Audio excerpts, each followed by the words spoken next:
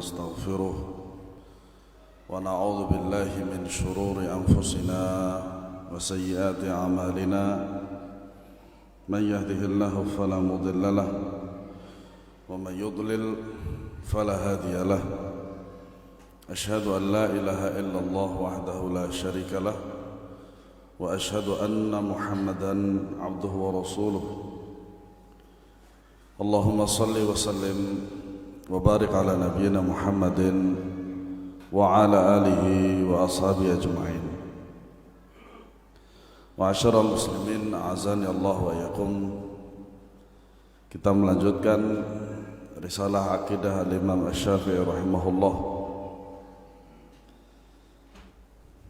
Pada pembahasan kali ini kita akan membahas tentang istisna, yaitu tentang pengecualian dalam keimanan, atau yang kita mungkin sering dengar dengan ana mu'minun insyaallah, saya seorang mukmin insyaallah, atau perkataan insyaallah. Wa amma jumhuru ahli sunnati fayufassiluna fayaqulun, adapun mayoritas ahlu sunnah wal jamaah mereka memperinci. Jadi di sini perinciannya ada 4. Yang pertama, idza arada asy-syak fahadha manhiyun anhu wa la yajuz. Kaman arada asy-syakka fi asli aqidatihi wa asli imanihi fahadha mamnu'. Apabila orang yang mengucapkannya bermaksud ragu di dalam hatinya, sehingga dia mengatakan insyaallah, maka Ahlussunnah mengatakan fahadha manhiyun anhu wa la yajuz. Maka hal ini tidak boleh. Tidak boleh. Ya. Seperti halnya kaman arada syak fi asli aqidatihi wa asli imanihi. Seperti halnya seseorang yang ragu dalam pokok akidahnya atau dasar keimanannya. Padahal sejelas dia mengatakan apa? La ilaha illallah Muhammadur Rasulullah. Maka sudah dianggap dia sebagai seorang muslim, walaupun dia melakukan perbuatan-perbuatan yang dilarang dalam agama, selama dia tidak mengeluarkan, atau amalan dan perkataan tersebut mengeluarkan pelakunya dari Islam. Nah, ini yang pertama. Ya, jadi yang diinginkan adalah keraguan dalam akidahnya atau dalam tauhidnya dia. Nah, ini terlarang. Yang kedua, wa in arada anna a'malal imani katsiratun wa anna al-imana lahu syu'abun muta'addidatun min wajibatin wa muharramatin wa annal insana yaqul hina yaqul insyaallah yuridu anna wajibatul imani katsiratun wa annal insana la yajzim bi annahu adda ma alayhi wa annal insana mahallun naqsi wa taqsir fa hadha la ba'sa bihi. Ini keadaan yang kedua. Para ulama memperinci ketika mengatakan insyaallah. Jika ia bermaksud bahwa amalan keimanan itu cukup banyak, memang. Makanya Rasulullah SAW bersabda, al-imanu bid'un wa sittuna syu'bah atau sab'una syu'bah. Bahwasanya iman itu ada 60 sampai 70 cabang. Nah, yang paling tinggi adalah lafaz la ilaha illallah wa adnaha imatatul adza 'anit tariq. Dan yang paling rendah adalah menyingkirkan gangguan dari jalan, disingkirkan. Oleh karenanya Rasulullah SAW memperinci bahwasanya iman itu ada 60 sekian atau 70 sekian, maka dia mengatakan insya Allah. Nah, keadaan seperti ini kata para ulama boleh. Karena apa? Termasuk perkataan insya Allah ini yang dia inginkan adalah karena banyaknya amalan-amalan keimanan. Jika ia bermaksud bahwa amalan keimanan cukup banyak dan iman itu mempunyai banyak cabang berupa kewajiban dan hal-hal yang haram, maka tatkala ia berkata insya Allah, ia bermaksud bahwa konsekuensi keimanan itu sangat banyak. Dan seorang tidak bisa memastikan dirinya akan mampu menunaikan konsekuensi tersebut. Contohnya salat, yang kita tahu bahwasanya dulu Allah Subhanahu wa taala memerintahkan kepada Nabi kita Muhammad sallallahu alaihi wasallam untuk salat 50 waktu. Kita tidak mampu, kata para nabi, yaitu Nabi Musa alaihi salatu wasallam. Akhirnya kembali lagi kepada Allah Subhanahu wa taala, jadilah 5 aja, kadang masih kosong, ada yang bolong. Maka di sini ya, mengatakan insya Allah maka boleh. Ya ini tadi memastikan seseorang tidak bisa memastikan dirinya akan mampu menunaikan konsekuensi tersebut. Makanya sampai 5 Nabi Musa alaihi salatu wassalam menyuruh Nabi kita sallallahu alaihi wasallam untuk menghadap lagi kepada Allah untuk meminta keringanan lagi. Tetapi Nabi sallallahu alaihi wasallam malu. Nah, sebab manusia itu tempatnya keliru dan salah. Al-insanu mahalul khata'wan wan nisyan. Maka ucapan insya Allah semacam ini tidak masalah. Itu keadaan yang kedua. Keadaan yang ketiga, idza arada tabarruk bi dzikri ismillahi fahada jaiz. Jika seseorang menginginkan keberkahan dengan menyebut nama Allah, maka hal ini dibolehkan, insyaallah. Ya. Dengan niat adalah untuk mencari keberkahan dari Allah Subhanahu wa taala, maka ini dibolehkan. Kemudian yang keempat, keadaan yang keempat, idza arada adamu ilmihi bil aqibah wa anna al aqibata la ya'lamuha illa Allah fa hadza jaiz. Apabila ia bermaksud bahwa dirinya tidak mengetahui dari suatu perkara dikarenakan jahil, tidak mengerti agama atau sedikit sekali, jadi mengerti agamanya ketika dia SD, nggak nambah-nambah dari SMP, SMA semuanya penuh dengan ilmu dunia semua. Ya memang betul, basicnya awalnya adalah kita mempelajari di SD. Tetapi kalau basicnya terlalu sedikit dalam ilmu agama, maka ketika SMP, SMA juga dia tidak akan merasa bahwasanya ilmu agamanya itu sedikit, sehingga nggak mau menambah. Ya. Oleh karenanya sangat memalukan sekali apabila kita mengaku sebagai seorang muslim, ilmu agamanya cuma SD, sementara ilmu umumnya itu sampai profesor. Kebalik. Atau seimbang dua-duanya. Nah, oleh karenanya Allah Subhanahu wa taala masih memberikan kita semangat dan kesempatan untuk bisa menambah ilmu syar'i. Dan kita bisa menghadiri majelis ilmu ini juga dengan nikmat dari Allah Subhanahu wa taala. Dan hanya Allah yang mengetahui, ini pun tidak apa-apa.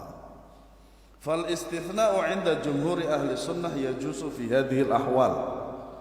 Pernyataan insyaallah menurut mayoritas ahli sunnah dalam kondisi-kondisi di atas, nomor B, C dan D, maka dibolehkan. Kalau yang A tadi untuk menunjukkan keraguan apakah dia seorang mukmin atau muslim, maka ini tidak boleh, terlarang. Nah, kemudian perkataan Al-Imam Syafi'i yang lain, Wa asyhadu anna al-imana qaulun wa amalun wa ma'rifatun bil qalbi yazidu wa yanqus. Ketika kita membahas usul sunnah tentang iman, bahwasanya iman itu adalah at-tasdiqu bil qalb, ya, membenarkan di dalam hati, kemudian wan nutqu bil lisan, kemudian dilafadzkan dengan lisan, wal amalu bil jawarih, kemudian direalisasikan dengan anggota badan. Para ulama mengenai tentang pengertian ini semuanya sepakat sama.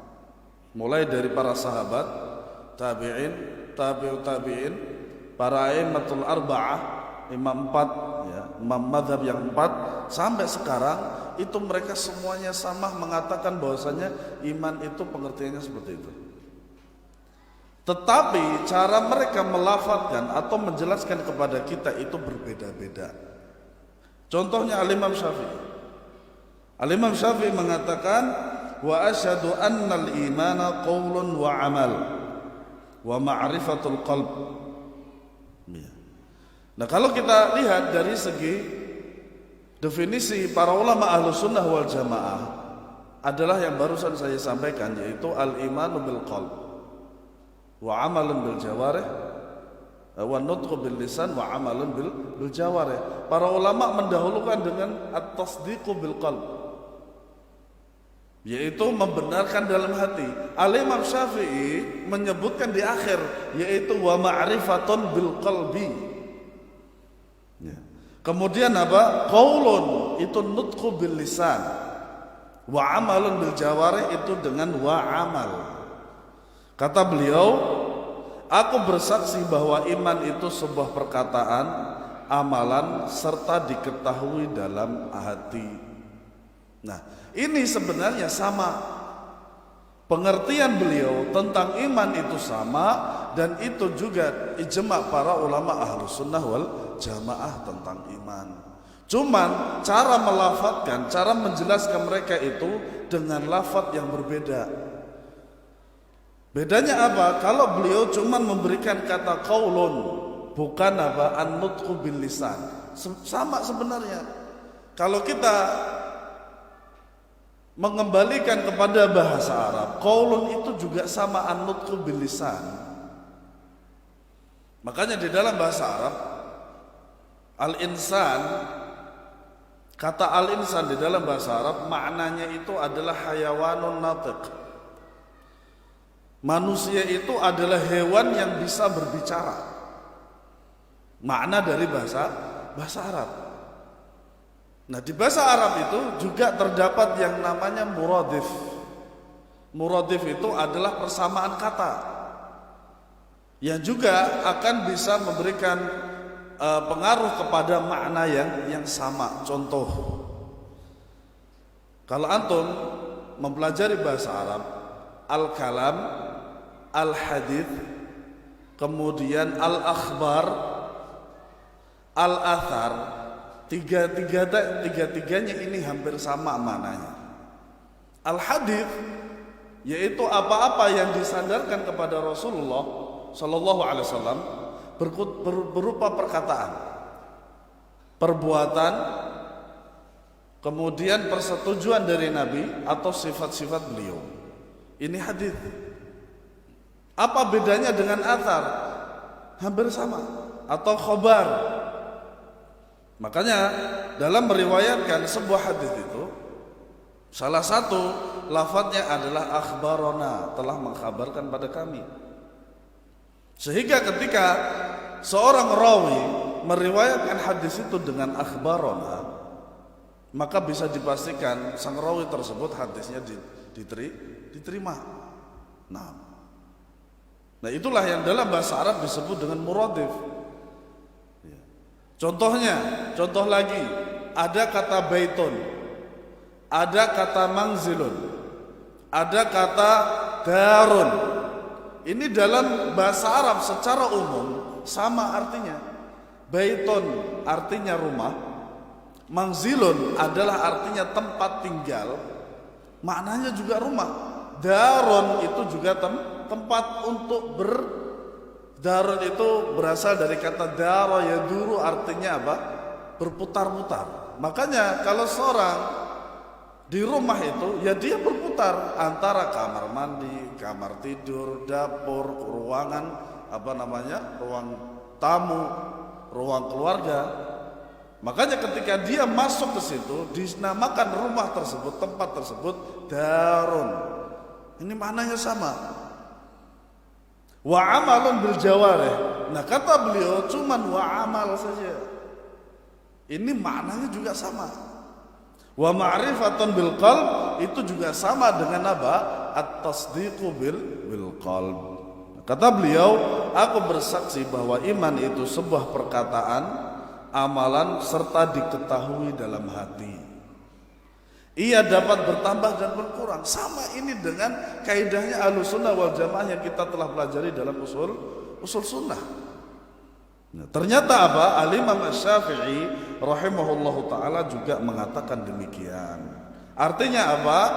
Akidahnya Al-Imam Syafi'i itu adalah akidahnya Ahlussunnah wal Jamaah. Uqirru wa a'tarifu bi anna al-imana qaulun wa amalun. Ya pernyataan beliau maksudnya adalah aku menetapkan serta mengakui bahwa iman itu berupa perkataan dan perbuatan. Nah, kemudian Syekh di sini menjelaskan qaulul qalb, perkataan dalam hati, yaitu membenarkan, yaitu at-tasdiq wal iqrar. Nah, maknanya juga sama di sini oleh Syekh Abdul Aziz Rajhi hafizallahu taala. Beliau menjelaskan bahwasanya yang dimaksud dengan ma'rifatun bil qalbi ini adalah at-tasdiq. Membenarkan wal iqrar, kemudian apa? Mengakui. Makanya tadi kita katakan bahwasanya apa? Ma'rifatun bil qalbi itu muradifnya adalah at-tasdiqu bil qalb. Nyatanya apa? Makna daripada ma'rifatun bil qalb itu adalah at-tasdiq. Kata beliau, qaulul qalb wa huwa at-tasdiq wal iqrar. Wa huwa alladhi sammahu muallif ma'rifatan bil qalb ay qaulul qalbi wa ma'rifatuhu wa tasdiquhu. Yakni pernyataan dalam hati, mengetahuinya serta membenarkan. Nah, ini makna daripada ma'rifatun bil qalb. Kemudian yang kedua adalah qaulul lisan wa huwa an-nutqu. Perkataan lisan yaitu melafazkannya, seperti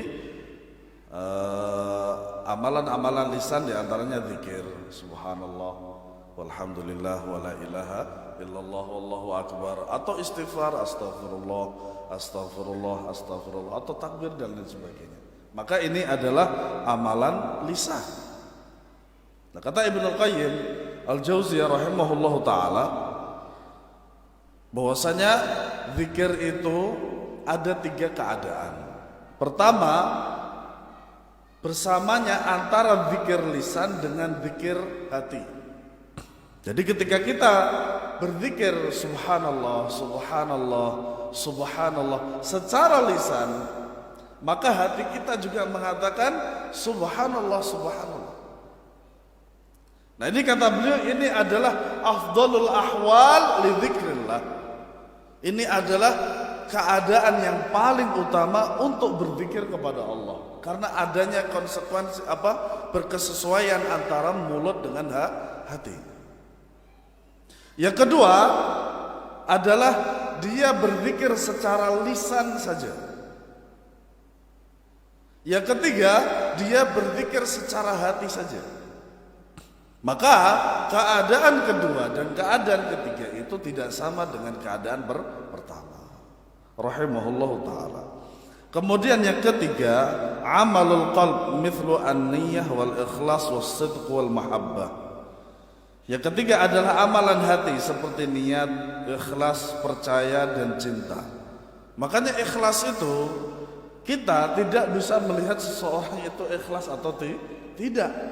Kenapa? Karena ikhlas itu tempatnya di dalam hati.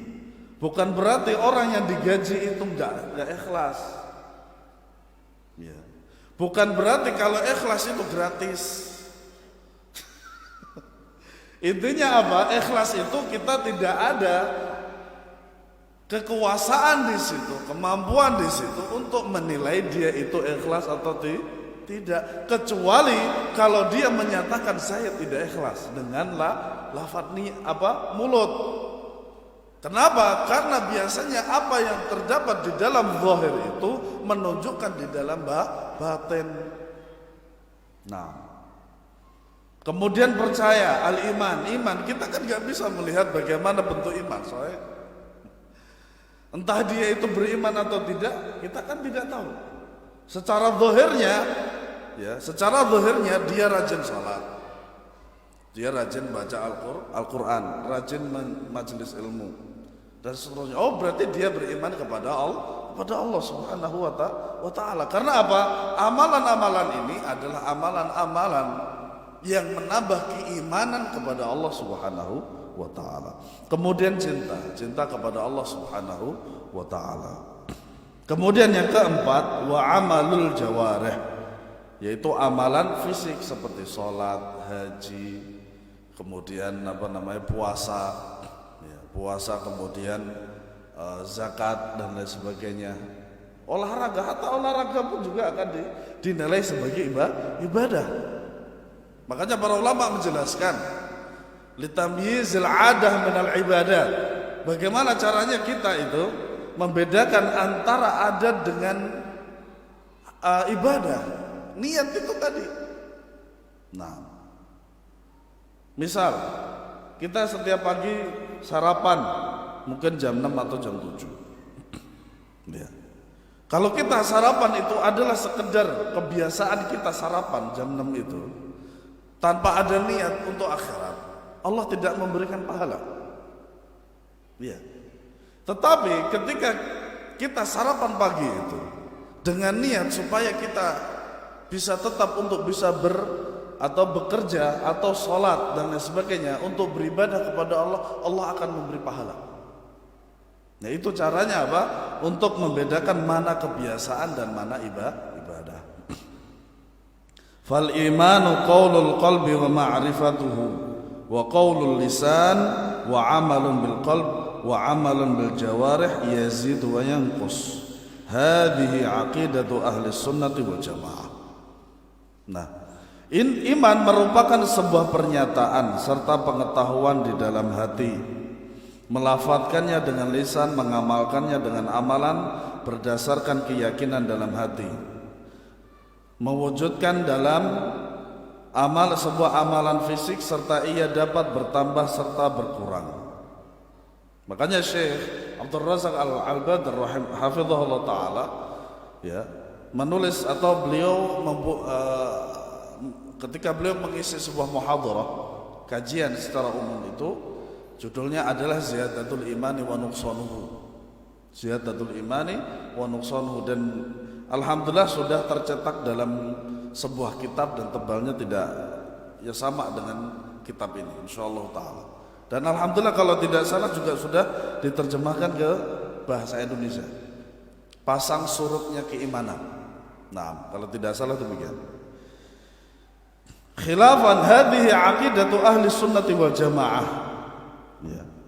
Inilah apa? Akidah dan keyakinan ahli sunnah wal jamaah tentang iman. Khilafan lil murji'atil fuqaha alladziina yarawna anna al-a'mala ghairu dakhilatin fi musammal iman.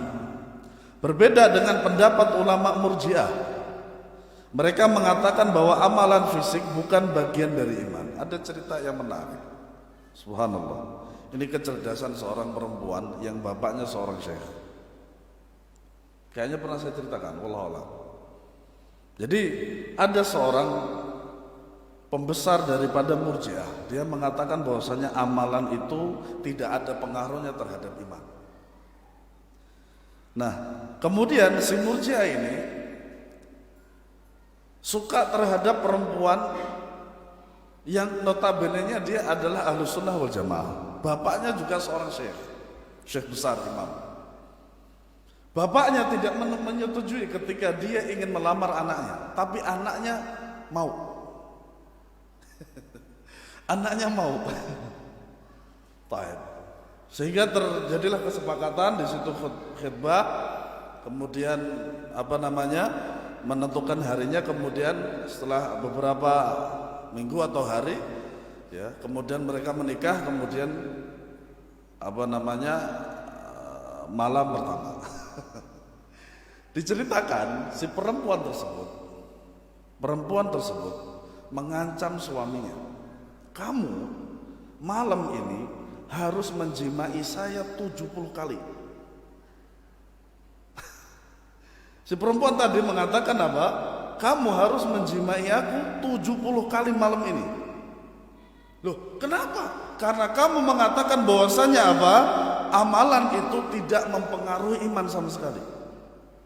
Akhirnya dia bertobat dan menjadi ahlu sunnah wal jamaah. Ditantang sama istrinya seperti itu. Nah, ini kan kecerdasan seorang perempuan. Nah, akhirnya apa? Dia bertobat dan kemudian dia rujuk dari perkataan dia itu, akhirnya dia menjadi seorang ahlu sunnah wal jamaah. Khilafan li murji'atil fuqaha alladzina yarawna anna al-a'mala ghairu dakhilatan fi musamma al-iman wa yataqiduna anna al-imana qawlun bil lisani wa tasdiqun bil qalb wa amma al-'amal fala yadkhulu fi musamma al-iman. Berbeda dengan pendapat ulama Murji'ah, mereka mengatakan bahwa amalan fisik bukan bagian dari iman. Mereka meyakini bahwa iman itu sebatas dilafadzkan dengan lisan serta diyakini di dalam hati. Adapun amalan fisik maka bukan termasuk kategori iman. Mereka mengatakan bahwa amalan fisik memang dituntut untuk dilakukan tetapi bukan termasuk dalam rangkaian keimanan. Artinya apa? Semua apa yang dilakukan oleh anak Adam itu berupa amalan-amalan itu tidak mempengaruhi kesempurnaan atau berkurangnya iman. Itu kata mereka. Tetapi Ahlussunnah wal Jamaah mengatakan bahwasanya yang namanya iman itu at-tasdiqu bil qalb wa amalun wa nutqu bil lisan wa amalun bil jawarih. Nah, kemudian wa kana murji'atul fuqaha ta'ifatun min ahli sunnah wa hadzal khilafu lahu atharun tatarattabu alaih. Sedangkan kalangan ulama Murji'ah, meskipun kalangan ulama Murji'ah termasuk sekte yang masih dalam koridor ahli sunnah, namun perbedaan pendapat dalam hal ini mempunyai pengaruh tersendiri. Berarti maksudnya apa? Ini Murji'ahnya masih ringan. Nah, tadi kan ada Murji'ah fuqaha yang pertama. Nah, kemudian ada Murji'ah yang ekstrim. Wa ammal murji'atul ghulatul jahmiyah fa innahum yarawna anna al-imana mujarradul ma'rifah bil qalb faqad duna iqrarin bil lisan wa duna al-amal wa hadha min abtalil batil wa hadha afsadu ma qila fi ta'rifil iman. Kata Syekh, sedangkan kalangan ulama Murji'ah yang ekstrim, yaitu Jahmiyah, yaitu pembesarnya adalah Jahm bin Safwan, mereka berpendapat bahwa iman itu hanya sebuah pengetahuan di dalam hati saja, tidak ada perkataan dan tidak ada berupa amalan. Nah, ini jadi kata mereka itu seperti itu, hanya sekedar apa? Di dalam hati saja. Dan pendapat ini merupakan kebatilan yang cukup fatal serta definisi keimanan yang terburuk. Wa kadzalikal karramiyah alladzina yarawna anna al-imana huwa qaulun bil lisani faqat. Nah, di antara Murji'ah itu adalah Karramiyah. Itu salah satu gurunya Al-Imam Abul Hasan Al-Asy'ari. Jadi ketika fase pertama Al-Imam Abul Hasan Al-Asy'ari itu, beliau di dalam akidahnya Mu'tazilah selama 10 tahun. Kemudian beliau berguru dengan Ibnul Karram, saya lupa namanya biografinya, Ibnul Karram, sehingga akidahnya itu disebut dengan Karramiyah. Nah, beliau dari akidahnya Mu'tazilah menuju akidahnya Karramiyah ini agak lebih baik. Kenapa? Karena ketika beliau berada di Mu'tazilah itu menetapkan 20 sifat Allah Subhanahu wa taala, kemudian meniadakan sebagian daripada apa? Sifat Allah Subhanahu wa taala. Ketika beliau berguru dengan Ibnul Karram, maka akidahnya beliau itu agak lebih baik dalam masalah asma wa sifat. Ketika beliau meniadakan sebagian nama-nama Allah, beliau berujuk di situ, bertaubat. Tetapi beliau tetap meniadakan beberapa nama-nama dan sifat-sifat Allah Subhanahu wa taala. Itu berlangsung dalam 10 tahun insyaallah taala. Nah, kemudian baru beliau itu bertobat kepada Allah dan kemudian kembali kepada Ahlus Sunnah wal Jamaah. Nah, dalam tiga fase inilah ya, para murid-murid beliau itu mengingkari akan adanya pertaubatan beliau dari Mu'tazilah, kemudian Karramiyah, kemudian Ahlus Sunnah wal Jamaah. Sehingga murid-muridnya mengatakan kitab beliau yaitu Al-Ibanah itu adalah bukan kitab beliau. Namanya Al-Ibanah an Usulid Diyanah. Padahal sudah jelas di situ Al-Imam Abul Hasan Al-Asy'ari mengatakan ini adalah kitabku. Dan para ulama telah memberikan sebuah penjelasan dan membuktikan bahwasannya Al-Ibanah itu an Usulid Diyanah ini memang betul-betul kitabnya Abul Hasan Al-Asy'ari. Nah, Al-Karramiyah mengatakan mereka memandang bahwa iman itu hanya lisan saja. Sama halnya dengan Al-Maturidiyah. Mungkin kalau antum dulu mengenal Ahlus Sunnah wal Jamaah itu pertama Abul Hasan Al-Asy'ari, kedua Abu Mansur Al-Maturidi. Sahih? Saya juga dulu demikian. Nah, akhirnya setelah itu saya baca semuanya literatur tentang Ahlus Sunnah wal Jamaah. Ternyata beliau adalah seorang Asy'ari. Sama persis. Wa kadzalikal Maturidiyah wal Asy'ariyah. Makanya saya di sini menyandingkan antara Maturidiyah dengan Asy'ariyah. Ya. Alladzina yarawna anna al-imana huwa tasdiqun bil qalbi faqat. Mereka berdua menjelaskan bahwasannya apa? Iman itu adalah yang membenarkan dalam hati saja. Sementara Ahlus Sunnah tidak. Ya, terkumpul tiga syarat ini. Was-shawab anna al-imana qaulun wa 'amalun. Qaulul qalbi wa qaulul lisan wa 'amalul qalbi wa 'amalul jawarih yazidu yanqus kama qarrarahu Asy-Syafi'i. Makanya mungkin kita harus bertanya-tanya pada benak kita mengikuti Imam Syafi'i ataukah imam-imam yang sudah kita jelaskan itu. Nah, pendapat yang benar, iman itu adalah perkataan, perbuatan, pernyataan di dalam hati serta melafadzkannya melalui lisan dan termasuk amalan hati serta amalan fisik. Ia dapat bertambah dan berkurang sebagaimana yang ditegaskan oleh Al-Imam Asy-Syafi'i rahimahullahu taala. Kemudian masalah hal hakamal a'immatu bi kufril jahm. Kalau kita membahas tentang manhaj, kalau kita membahas tentang akidah, maka di sana kita akan selalu membahas tentang masalah kekufuran. Kenapa demikian? Karena menyelisihi Allah dan Rasulnya. Ketika Allah mengatakan dan menjelaskan di dalam Al-Quran tentang dirinya, maka sebagian orang yang tidak memahami Al-Quran dan Sunnah dengan sebaik-baiknya, maka sama saja meniadakan apa yang telah dijelaskan oleh Allah dan Rasulnya. Sehingga bisa dikatakan dia adalah menyelisihi Allah dan Rasulnya. Apakah ada yang lebih berat lagi terhadap penyelisihan terhadap Allah dan Rasulnya? Tentu saja tidak. Kenapa? Karena penyelisihan terhadap Allah dan Rasulnya itu adalah penyelisihan yang paling berat di antara yang terberat. Makanya bagaimana para ulama Ahlus Sunnah wal Jamaah, apakah mereka mengkafirkan Jahmiyah? Al-jawab, Al-Jahm bin Safwan kaffarahu ahlul ilm. Jahm bin Safwan yaitu daripada orang yang pembesar daripada Jahm bin Safwan, Jahmiyah, divonis kafir oleh kalangan ulama Ahlus Sunnah wal Jamaah. Kenapa? Wa qalu innahu kafirun bi syahadatihi ala nafsihi haitsu annahu 'arafa al-iman bi annahu ma'rifatu ar-rabb bil qalb wa anna al-kufra huwa jahlu ar-rabb bil qalb wa huwa ajhalun nasi bi rabbih fayakunu kafiran bi hukmihi ala nafsihi. Al-Jahm bin Safwan divonis kafir oleh kalangan ulama. Dan ini sepakat, mereka sepakat. Kenapa? Lantaran perbuatannya sendiri. Makanya kalau kita mungkin masih terngiang-ngiang, bukankah dia sudah melafazkan la ilaha illallah? Bukankah dia sudah melafazkan asyhadu an la ilaha illallah wa asyhadu anna muhammadar rasulullah? Maka jawabannya adalah pertanyaan ini. Bukankah la ilaha illallah Muhammadur Rasulullah juga ada pembatalnya? Maka itu jawabannya.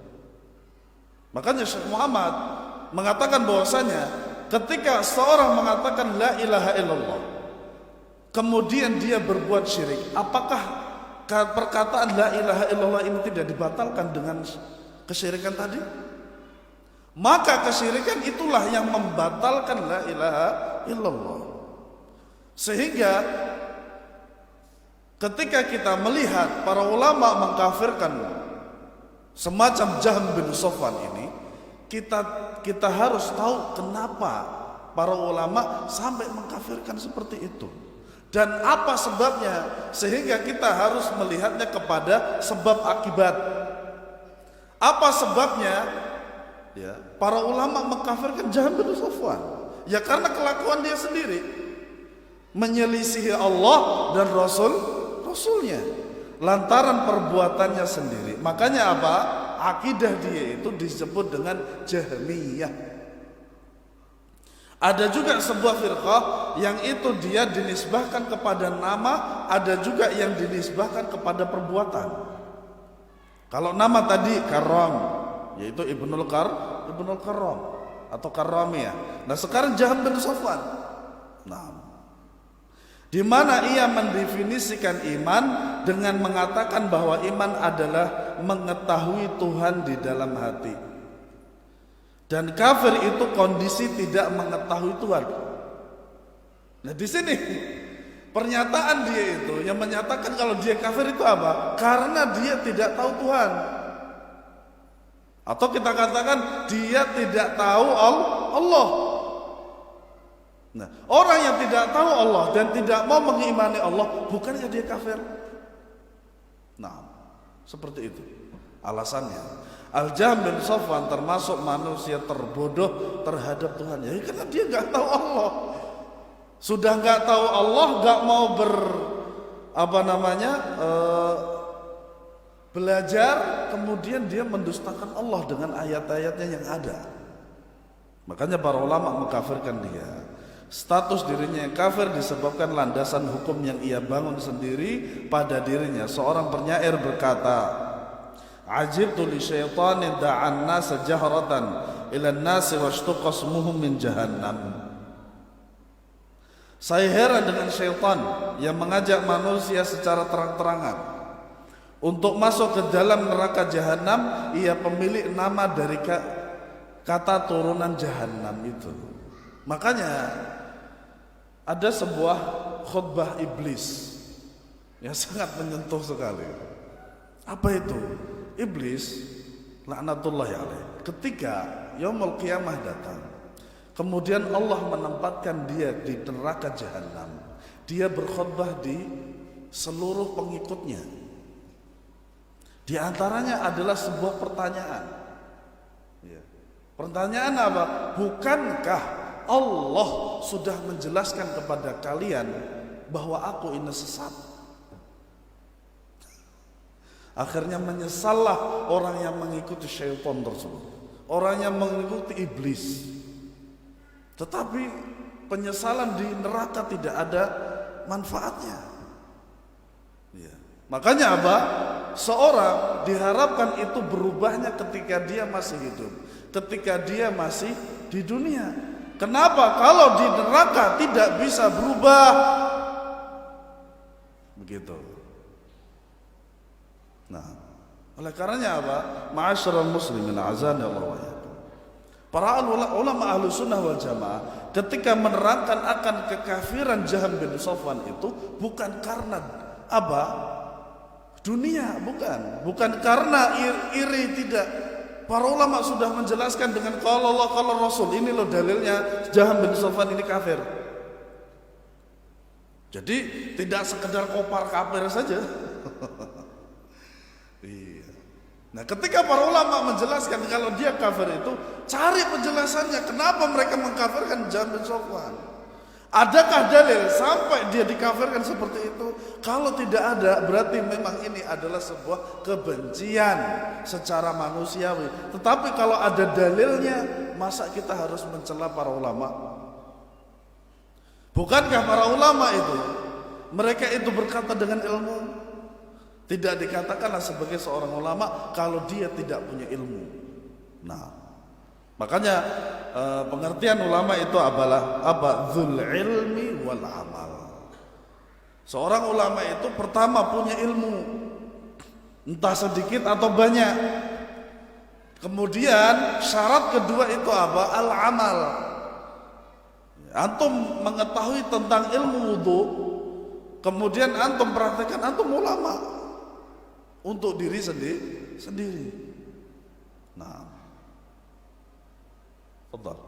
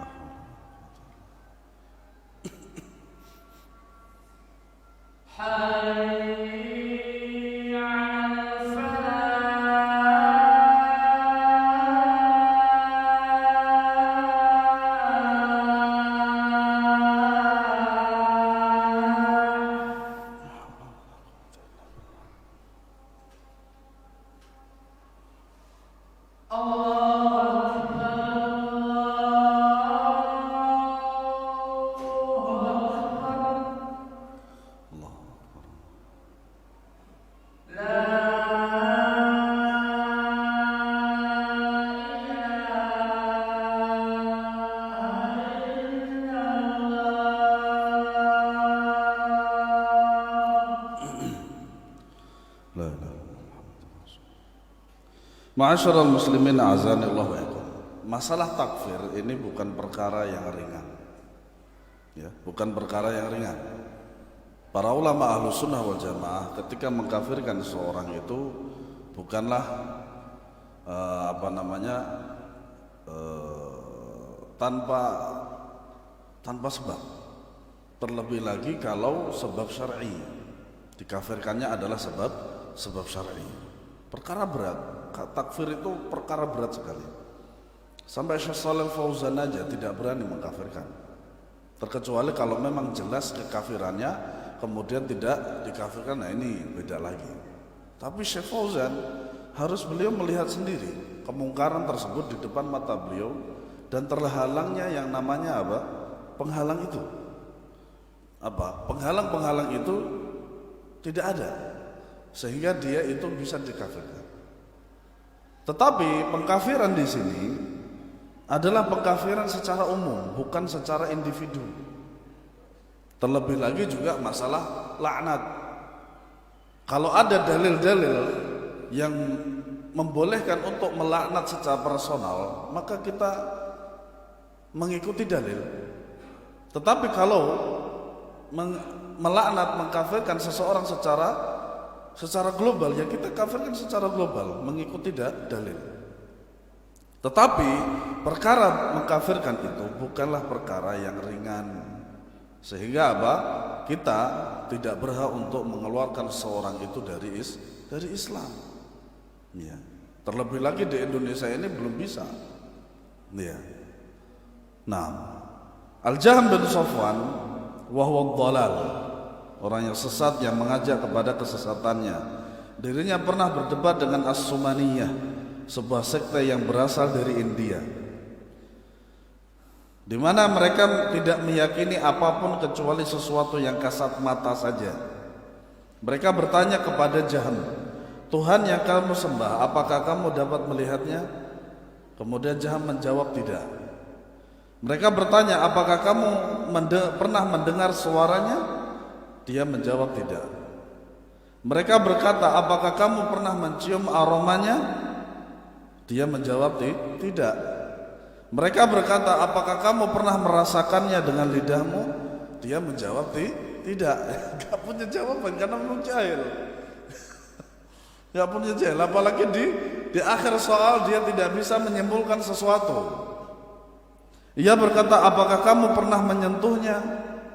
Tentu saja tidak. Bagaimana Tuhan bisa disentuh? Nah, mereka berkata, berarti sebenarnya Tuhanmu tidak ada. Akhirnya tambah ragu lagi Jahm bin Safwan. Kalau dia seandainya itu dia berilmu dan akidahnya sahih, insya Allah bisa menjawab ini. Ya, insya Allah menjawab ini. Makanya apa? Ini adalah pertanyaan ateis sebenarnya. Makanya di media massa itu juga ada, saya pernah membaca pertanyaan semacam ini, dibalikkan lagi, entah itu seorang dosen dalam beberapa versi di Facebook. Apakah kamu pernah melihat otakmu? Apakah kamu pernah merasakan otakmu? Apakah kamu pernah menyentuh otakmu? Berarti kamu gak punya otak kalau gitu. Diamlah orang yang bertanya seperti pertanyaan seperti ini.